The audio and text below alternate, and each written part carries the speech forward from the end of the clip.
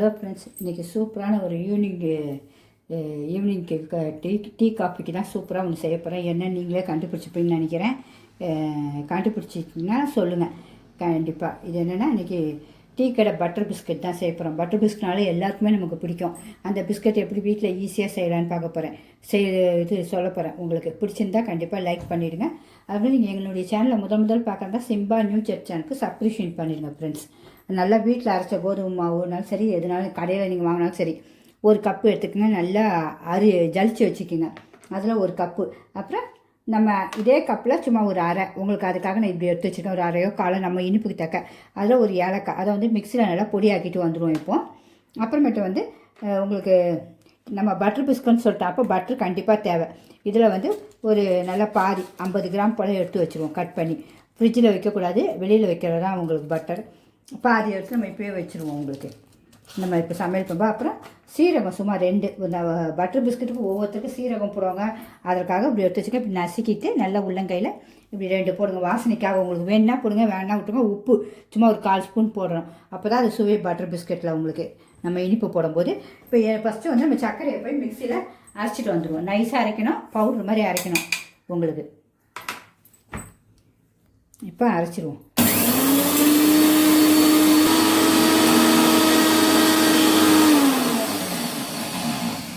நல்லா 1 நிமிஷத்துலேயே சூப்பராக மழை அரைஞ்சிடுங்க பாருங்க. அது போக அந்த இந்த அளவுக்கு நைஸாக அரையணும் உங்களுக்கு. இந்த அளவுக்கு அரையணும் உங்களுக்கு. பட்டு மாதிரி அரையணும். இந்த பவுட்ரு மாதிரி இருக்கும் உங்களுக்கு. இப்போ அதை எடுத்து ஒரு கொட்டி வச்சுருவோம். இப்போ இந்த சுகரை இதில் கொட்டிடுவோம்.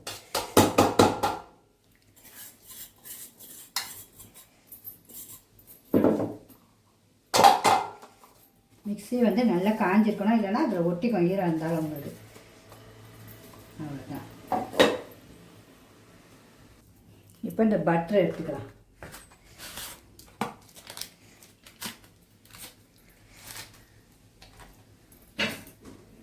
நல்லா இது ஒரு 50 கிராம் இந்த அளவுக்கு போட்டுங்க.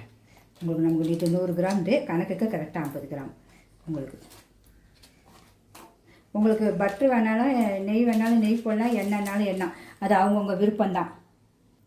இப்போ இது ரெண்டுத்தையும் நல்லா கொஞ்சம் நல்லா அடித்து கலக்கிக்கணும் உங்களுக்கு. பட்டரையும் சர்க்கரையும் சூப்பராக கரைப்பட்டுரும். கொஞ்சம் மெதுவாக நல்லா ஒரு 5 நிமிஷம் கைவிடாமல் இப்படியே அடிச்சுக்கிட்டே இருக்கும். நல்லா சாஃப்டாக வரும் உங்களுக்கு. ஏன்னா இதில் தான் நம்ம போட போகிறோம் அந்த மாவெல்லாம்.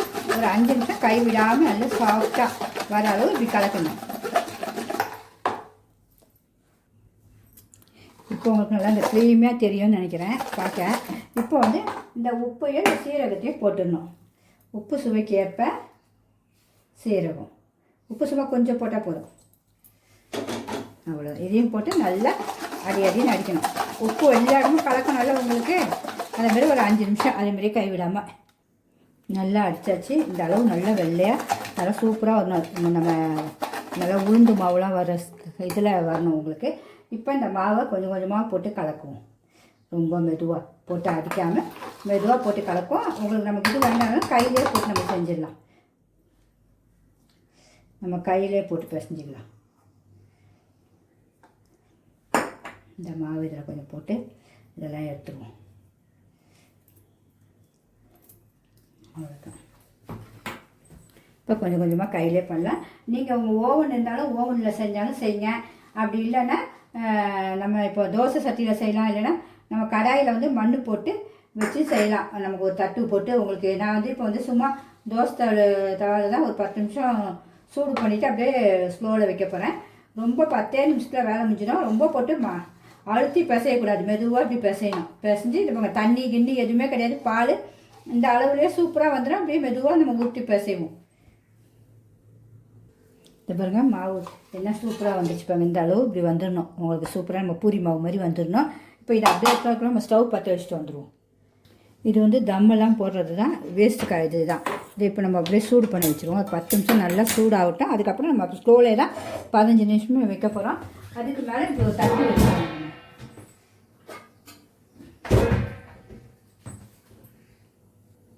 இதுக்கு மேலே இப்படி ஒரு தட்டு வச்சு இதில் வச்சுருவோம் நம்ம. இப்போ சூடு ஆகிக்கிட்டே இருக்கட்டும். நம்ம அதுக்குள்ளே அதை எப்படி ஊற்றுறதுன்னு பார்க்கலாம்.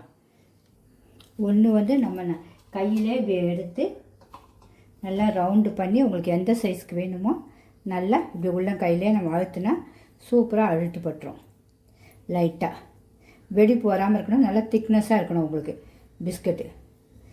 இதை மாதிரி உங்களுக்கு ரவுண்டு நல்லா ரவுண்டு ஷேப்பாக வரணும். பிஸ்கட் பட்டர் பிஸ்கட் எப்படி இருக்கோ அந்த ஷேப்புக்கு கையிலே நீங்கள் செய்யலாம். சப்போஸ் எனக்கு கையில் வரல, சைஸ் சரியாக இல்லைன்னா நம்ம அடுத்த சைஸை நான் உங்களுக்கு சொல்லித்தரேன்.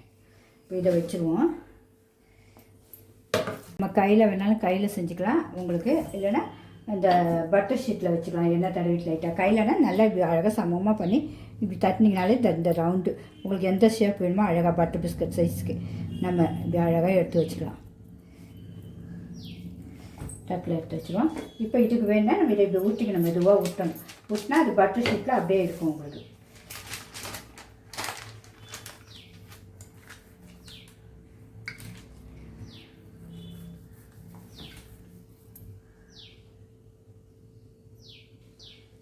இப்படி ஊற்றிக்கலாம். ஊற்றிட்டு திக்காக தான் இருக்கணும், மெலிசாக இருக்கக்கூடாது உங்களுக்கு. இந்த இப்படி ஒரு கப் ஒரு டப்பாங்க மூடி எடுத்துக்கோங்க. மூடி எடுத்துகிட்டு இந்த இப்படி கட் பண்ணிவிடுங்க. கட் பண்ணிவிட்டு இதை எடுத்துருங்க. இது வந்துருச்சா? இந்த மாதிரி அடுத்தது நமக்கு எந்த சைஸ்க்கு வேணுமோ அந்த சைஸ்க்கு பிஸ்கட் உங்களுக்கு. இப்போ இதெல்லாம் எடுத்துகிட்டு நம்ம மறுபடியும் இந்த ஓரத்தெல்லாம் எடுத்துகிட்டு திருப்பி அடுத்த பிஸ்கட் செய்யணும். இந்த ஓரத்தெல்லாம் எடுத்துருவோம். உங்களுக்கு கையில் செஞ்சாலும் சரி தான், உங்களுக்கு இது ஈஸியாக இருந்தாலும் நீங்கள் இப்படி செஞ்சாலும் சரி தான்.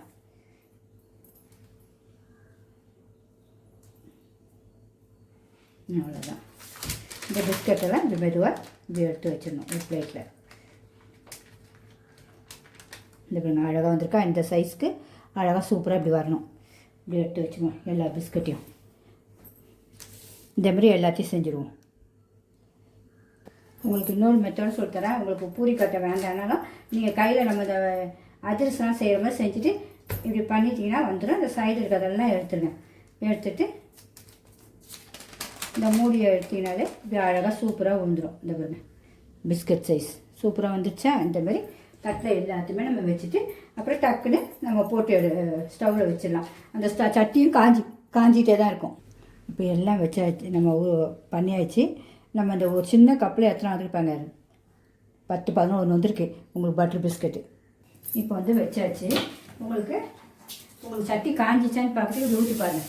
எண்ணெய் அளவு சூடு பாருங்கள். அந்த தண்ணி ஊற்றுனோன்னே உடனே எடுத்துருது. இப்போ இதை அப்படியே வச்சுருங்க. இது மேலே வச்சுட்டு இதுக்கு மேலே ஒரு மூடி போட்டுருங்க, பெரிய மூடியாக. இதுக்கு மேலே எந்த சைஸ் உங்களுக்கு மூடி வேணுமோ இப்படி மூடி வச்சுருங்க. மூடி வச்சுட்டு ஒரு 15 நிமிஷம் அதை தொடாதீங்க. 15 நிமிஷம் கழிச்சு பார்ப்போம். இப்போ ஸ்டவ்வை ஃபுல் சிம்மில் வச்சிடணும். வச்சுட்டு 15 நிமிஷம் கழிச்சு இப்போ நமக்கு 1/4 மணி நேரம் ஆயிடுச்சு. பட்டர் பிஸ்கட்டை திறந்து பார்ப்போம் எப்படி இருக்குன்னு. வாவ் சூப்பராக ஆயிடுச்சுங்க. பிஸ்கட் நல்லா வெந்துருச்சு. அது ஆறினோன்னே எடுத்து பார்ப்போம். இந்த இப்படி நம்ம இப்படி வச்சாலே அப்படியே வரணும்.